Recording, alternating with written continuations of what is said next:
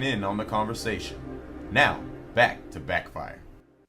All right, we're back. Everything's calm and cool in here. The bell's still working. Anyway, welcome back, everyone. Let's get right into the next question I have is, the grand jury is to probe Christie's role in Bridgegate. New headlines. Why in the world? I thought Chris Christie, that deal was over with the Bridgegate. Well, anything in politics, if there's axe to be ground, somebody wants to grind it. Well, I wouldn't say it was over, and I'm not taking a side on this because we don't know what the facts are yet, but the report that was provided was a prime example of what John Lex referred to as a great waste of taxpayer money. Mm-hmm. A $600,000 report that didn't involve interviews of the primary people who are the subject of the investigation. Well, but that's also because they refused. Well, I understand, like but I'm saying that just was ridiculous. You know, it wasn't even a prosecution. It was just a law firm hired by the governor's office. Which, by the way, was a Democrat law firm. I don't care. That's a waste of money. Well, originally they attacked the original thing the Democrats did was attack the lawyer and the law firm. It's actually this lawyer didn't know Christie beforehand. He's actually worked for de Blasio, who's the socialist mayor in New York City. Mm-hmm. So what I'm saying is it answered no questions ultimately, and spent a lot of taxpayer money. Says U.S. Attorney in New Jersey is taking the investigation extremely seriously and recently increased the number of investigators on the case from 3 to 10. Well, I mean, look, there's politics at play here. You know, they're afraid that he's a serious contender for president. And so the Democrat Party in New Jersey, and I'm not defending the Republican Party in New Jersey, they play hardball in New Jersey, both sides. And they see a way to keep hitting at this, and they're going to hit at it as long as they can. If it comes out of this that he was not involved in this, it will help his standing as a candidate. If it comes out he wasn't involved, it will destroy it. That's my take on it. Well, I think you'll find he wasn't involved. He's not a dumb man. You don't come out and make the absolute statements he made if you were involved. I mean, he's too smart for that. I want to go back in time a little bit and see if I can throw something up. Maybe you guys can help me. I know Franklin's going to have to leave it a little bit early here. So, the Attorney General of the United States was held in contempt back in June 2012. They should have sent him to prison. By the House of Representatives for refusing to provide documents to the oversight committees regarding the demented Justice Department program that peddled guns to drug dealers. But then the president gave him a get-out-of-jail-free card. Later used to kill a federal agent. That was no small thing. And over 300 Mexicans have been killed with those guns. You know, it's never before been done. Sanction against a sitting cabinet member been declared by Congress. The event was a very definition of news, and yet it all but unacknowledged. When it happened, dismissed as an election year stunt to harm the presidential candidacy, a man 90% of those who work in the media voted for. Yep. So basically, are you saying that the president signed Holder a get-out-of-jail-free card? Yeah, the president turned around and that magic ink pen. He used his executive privilege to say all the documents that Holder had refused to turn over were executive privilege documents. Mm-hmm. So he did. He gave a get-out-of-free. That was the argument that Holder was making initially. And they were not sure the president would have the gall to actually use that for that level of documents. Look, that has usually been reserved for State Department documents, CIA documents, things that have to do with intelligence. This was a local gun running deal down in one state. Yeah. Only 11 months ago, the Internal Revenue Service on its own thought it on its own admitted that it had outright targeted conservative groups for special hostile scrutiny in consideration considering their applications for tax exempt Well, keep in mind that hasn't stopped. Many of those organizations still haven't gotten approval. Well, the matter seemed so serious that the president himself said he was outraged by it. It was a horrible It is thing. inexcusable, and Americans have the right to be angry about it, and I'm angry about it. Then he said it was a stunt. He promised to hold the guilty parties accountable, and even though some people resigned or even retired, what's going on? Well, there is a lawsuit pending. It's working its way up the system over the production of those documents in the Fast and Furious case. Yeah, but So, I mean, here's the way so it's this an game ongoing is case. played. If he can keep it out of the news cycle, he can protect his Democrats in Congress for another 2 years, another 4 years, another 6 years, and that's all he cares about. He doesn't care about right and wrong. I thought the president was angry about this, but Well, he was until he decided it was hurting him politically, and then he said it was all imagined. No, wait a minute. There wasn't. It's not even a smidgen of. Yeah, corruption. not a smidgen of. Well, if that's the case, why'd she plead the fifth? If there's not a smidgen of corruption, why'd she plead the fifth? Well, it could be because she believes that she's about to be made the scapegoat. Well, Franklin, has he had an investigation? Who? The president. Has he had Has an has his what? Justice Department done an investigation? I Is there don't a know. completed investigation on this? Is it completed? Yes. I don't know. Then how can he say there's not a smidgen of evidence? His own investigation that, to be honest, not really happening, but even if it was, it's not completed. So how could he make that What statement? the president He made said a was political there statement was to cover no his butt. there was no evidence of anything The going up the chain. investigation's not completed. Would any prosecutor come out in the middle of an investigation and say, hey, there's not a smidgen of corruption here? Do you think Giuliani, in the middle of the mob investigations he did, would have come out and said, hey, we hadn't found anything wrong with John Gotti. We think he's fine. Would he have said that in the middle of the investigation? No. Here's an interesting comment. It said Ronald Reagan was known as the Teflon president. Excuse me, because they felt nothing ever stuck to him. President Obama is becoming known as the Scotch Guard president. Because the people who are supposed to be holding him to account are the ones holding the spray can. Oh, anyway, I'm tired of talking about this. It's like talking to yourself. Hey, let's talk about Mozilla and their ousted CEO. All right. I've got that here somewhere. Go ahead and lead us into it. Well, you've got, and I'll be honest with you, I'm not that big a computer person. I never heard of Mozilla before, but apparently it's one of the tech companies out in Silicon Valley. They hire a CEO, and apparently, keep in mind, guys, this guy is the guy who invented JavaScript. So apparently he's a pretty capable fella. Mm-hmm. And then someone finds out that 6 years ago he donated $1,000 to in support of Proposition 8, which was defining marriage as between one man, one woman. They ousted him. They fired him. Now, I thought that the liberals, and especially the gay and lesbian community, was all about tolerance. And we're supposed to have tolerance towards people we're different from and disagree with. Is this their idea of tolerance? There was a wonderful article yesterday in the Times by David Cook, who's a columnist there. He writes opinion pieces, not right. news articles, pointing out exactly the idea that we should be embracing those whose views we disagree with more than punishing them, as a way of demonstrating, or helping the people to move along in their views over time. And I thought it was a good thing. I think. Well, Andrew Sullivan, who's a gay writer for Time Magazine, said that if this is what the gay and lesbian movement has become, I don't want anything to do with it. It's not just They're limited, bullies. it's not just limited to that particular issue. It's we all we kinds see of the groups on the political left. correctness all the time, and no, it's not just the people on the left. It's not. It's not. What about Jim Moran, Democratic He congressman needs to be from paid Virginia? More. Yeah, they're not paid enough. Some of them can't hardly even live up there in Washington, D.C. Now the salary is roughly $174,000 a year. I think so. 177, I think. But then they get allowances and Yeah, you know, I can't imagine $175,000 not being enough money for an elected official. Well, then now anywhere. keep in mind, folks, What's the president make? He makes $400,000. $400,000. Okay. Plus, he has a house in Yeah. the Air Force One. Yeah, and, sure. Yeah, he effectively makes millions. He lives the lifestyle of a multimillionaire. Yeah. I don't feel sorry for any.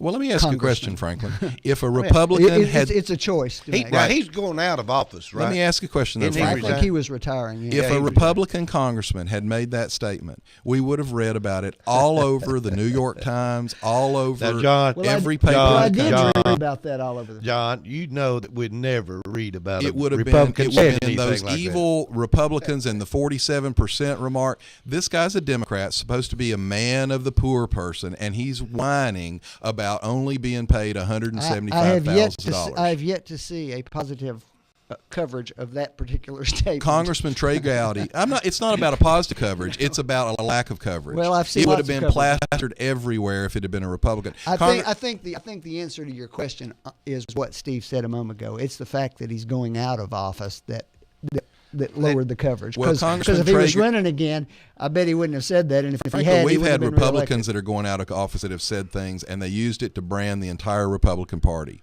Trey Gowdy, Republican congressman, I believe, South Carolina, said, look, because part of his statement was, we run the largest financial entity in the world, and so we should be paid more. Trey Gowdy said, well, most financial entities are paid based on performance. If we were paid that, we're grossly overpaid. Now, I know Franklin's trying to get up and leave because he's got to go, but one more thing, Franklin. Okay. Is the middle class gaining right now or losing? Oh, it's been losing for 25 years. It's lost. There's no question The about most it's lost is the last that. 6 years. That's Yeah. Well, that's. Well, are we benchmarking everything equally? I mean, benchmarking. We're in the longest unproductive recovery in the history of the country. well, Well, they're using but see, stati- John wants to try to pinpoint Statistics. there that the middle class has been falling behind for 25 years. That's just a fact. This guy's been in office 5 years. At what point is he responsible for his record? He's responsible for his record, Well, his but record the is issue goes abysmal. beyond one president, Minorities two have presidents, minorities three have presidents, four fallen. presidents. It Minorities goes have back all the way fallen into the worse Reagan under years. this guy than under anybody before him. Middle class earnings and buying power Young people have not fell- been rising since about 1982. Young That's just a people fact. have lost more. Minorities have lost more under Obama than anybody before them. Worst drops we've seen under this president and his economic policies. I thought the middle class to me was doing pretty well. No, the middle class is the one that's been struggling. I hadn't seen that. Well, It's gosh, absolutely the if case. it wasn't for that mean old Bush 6 years ago, I'm sure this guy would have done better. You know, what is the definition and of Clinton middle class? before that, and Bush before that, and Reagan before that. When is Obama responsible for Obama's economy? All of them Franklin? are responsible No, for that. he's responsible. He's the president. He's been the president for 5 years. As I have pointed out, Only thing worse than There's being a failure is refusing to accept that at you're a any failure. given point, there is a fixed amount of money in the economy. No, there's not. That's Yes, a there ridiculous. is. Oh my gosh, Franklin! I don't even want to. If that's your level of economic understanding, Hey, Franklin. really, Franklin, Franklin. you know how much money we had at the turn of the 1776, and you're telling me there's been no creation of Wait a minute. income? Wait a minute. Once again, you didn't listen to what I said. There is no I fix. said at any given point in time, there is a fixed amount of That's money not, in just the not true. economy. You simply don't understand entrepreneurship. Hey, one more quick question. Are women being discriminated against in the workplace? Only at the White House. Statistically, yes. Only at the White House. Statistically. I've got to run. Y'all enjoy skewering me while I'm gone.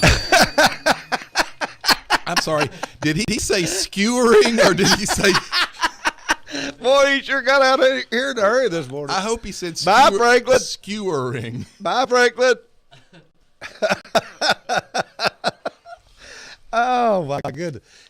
He ran out the door this Well, morning. he's late. He has to get to court. Oh, I know. He has to go to court in Ray County or somewhere this morning. Anyway, do you feel that women are being discriminated in the workplace, John? No, and you know, the funny thing about that topic was Jay Carney defended the fact that the White House actually has a gender gap in their pay.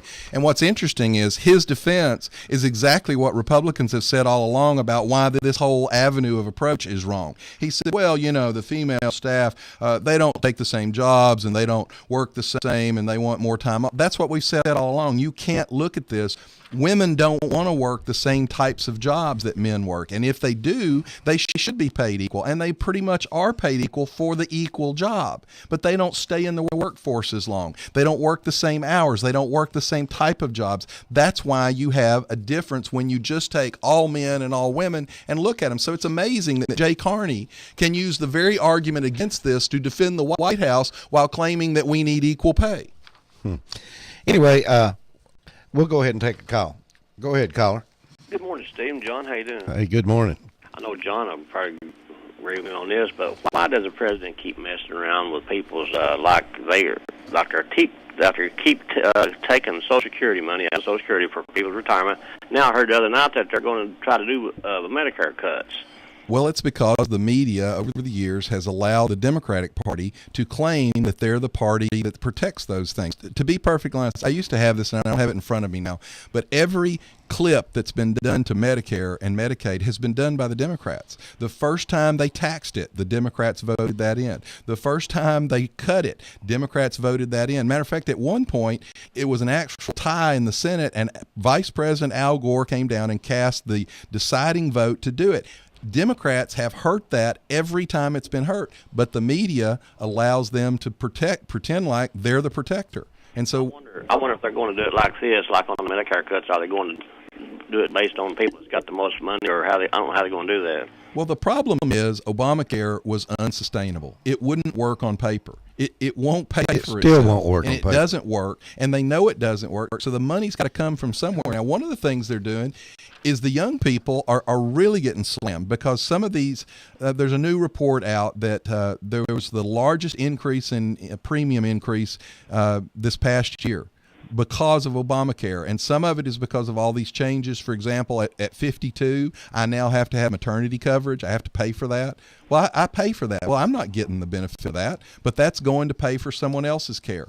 Young people, now you can't have, there's a certain distance between premiums that they won't allow you to go above. Well, if you're old and sick, in the past, people charged more. And I know that's tough. But you cost more if you're old and sick. So the only way we keep from charging you more is we charge someone else more who's not old and sick. Well, so appreciate it.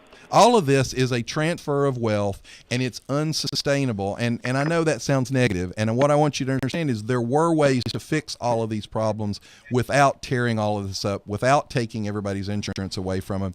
But those ways wouldn't have given the government more power over our life. And that's all Obamacare was really about. Okay. And so he doesn't care that he's cutting your Medicare. He doesn't care that he's going to cut Medicaid. He doesn't care that he's going to cut doctors and hospitals reimbursements.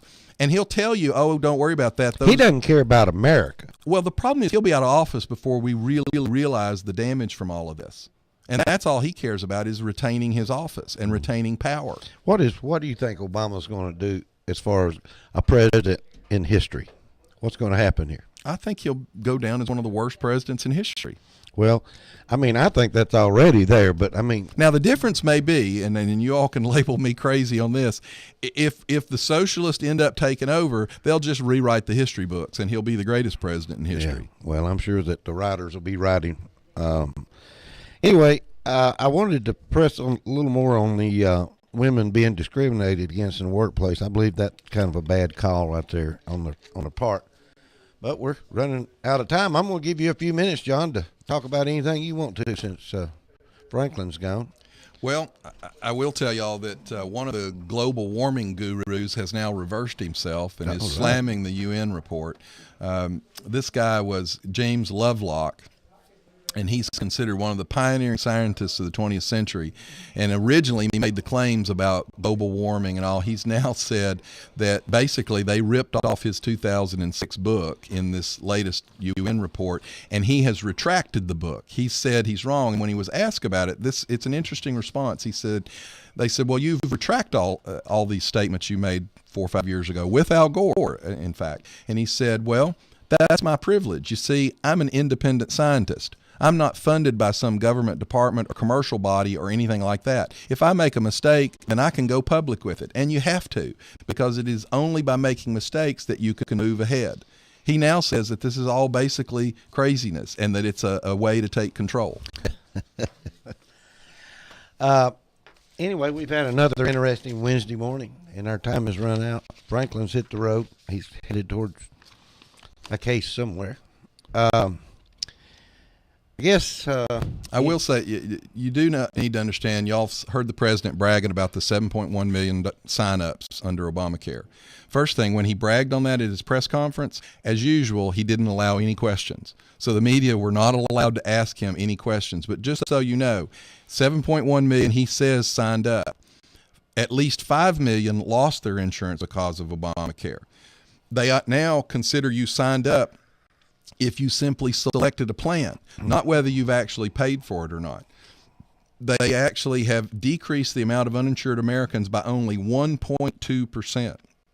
The whole point of this was supposedly to insure 40 million uninsured people. They've only insured 1.2% of those people. And at least 1 million people who lost their plans because of Obamacare have not gotten them re-upped. So Obamacare actually increased uninsured people by 1 million. There's at least 83% of the Obamacare enrollees are subsidized by taxpayers. So 83% of these people are being subsidized by other people's money.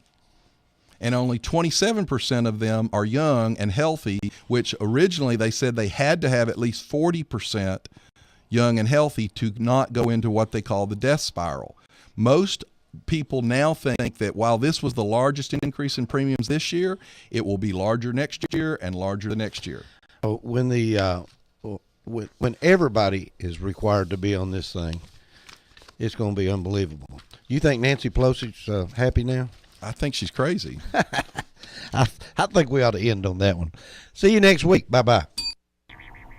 You've been listening to Backfire with Steve Hickson, John Stanberry, and Franklin Chansey.